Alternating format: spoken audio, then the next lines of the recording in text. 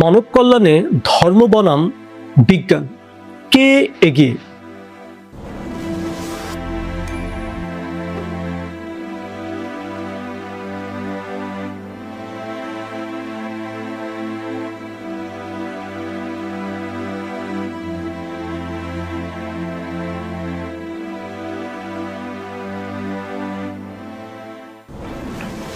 সভ্যতার উষালগ্ন থেকে মানুষ দুটি জিনিসের উপরে নির্ভর করে বেঁচে আছে। একটি হচ্ছে ধর্ম, অন্যটি হচ্ছে কৌতূহল অর্থাৎ বিজ্ঞান।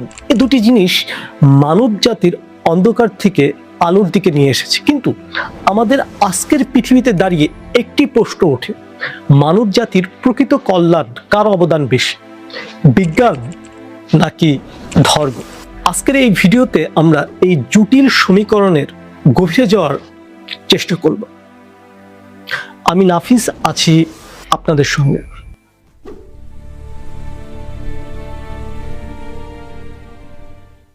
তাহলে চলুন শুরু করা যাক।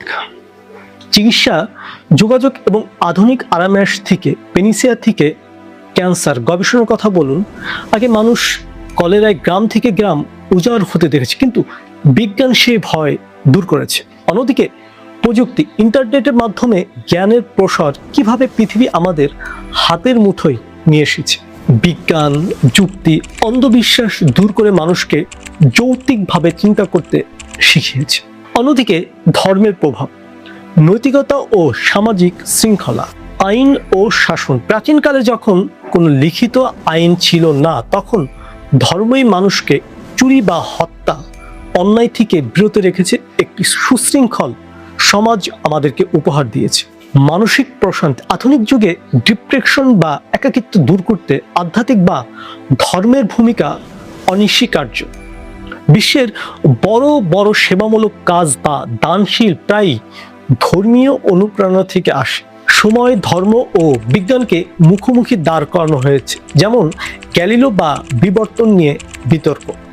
কিন্তু বর্তমানে বিজ্ঞানীরা মনে করেন বিজ্ঞান বলে কিভাবে আর ধর্ম বা দর্শন বলে কেন। পারমাণবিক বোমা বিজ্ঞানী বানিয়েছে, কিন্তু তা মানুষের উপর ফেলা উচিত কিনা সেই নৈতিকতার শিক্ষা আসে ধর্ম বা মানবিক দর্শন থেকে।